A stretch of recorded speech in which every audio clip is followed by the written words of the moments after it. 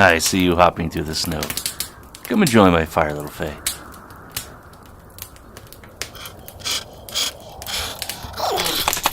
I expected you to be out raiding or something.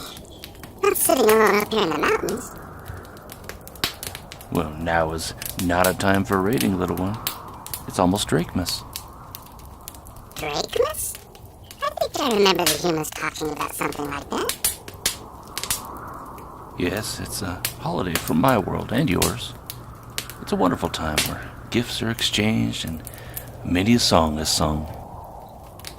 Oh, they have a holiday like that on this world, too. It's just called Christmas, not Drakmas. Christmas?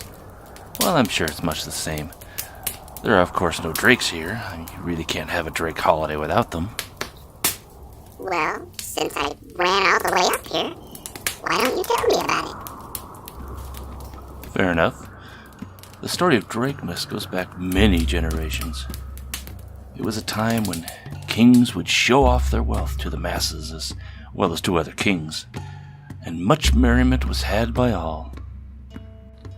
Sounds pretty much like Christmas, then. Oh, I'm sure it is. Our worlds aren't that different. So why was it called Drakmas? Oh, well, you see, the drakes used to raid the kingdoms each winter when the weather turned foul and game became scarce. The kings got together and made a deal with them. Each would bring forth their greatest treasures. The ones that impressed the drakes enough, well, they took them in exchange for not raiding them that year. You can imagine that there was much competition between the kingdoms to bring only the most luxurious of wares, the rarest artifacts, and the finest in the arts. It became an enormous bazaar, a massive flaunting of wealth, all in one place. And where there is wealth, well, that's where the savages raid. You mean you stole all their treasures? Oh no, we didn't need to. When my forefathers came together to discuss the ridiculous amount of wealth that was on display, they came up with the greatest scam of all time. A promise to be noble. You mean you savages turn noble for a holiday? Oh yes, little one. They would all dress up in their finest crimson outfits lined with white fur and ride up to the celebration in great sleds drawn by 8 horses each. They even placed bells along the sides to alert the king's guards that this wasn't a raid, they were safe. An agreement was made to give all of those treasures to us, loaded into vast sacks, and in exchange we promised to defend them from all of the drakes.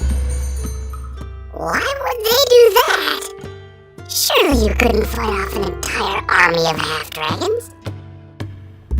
That was the beauty of the scam. Instead of 1 or 2 kingdoms buying off the drakes for a year and the others suffering, all of them could contribute, and all of them would be safe. We made out like the bandits we were. But that still doesn't explain how you kept all the drakes away. Well, what the kings didn't know was that we'd also made a deal with the drakes.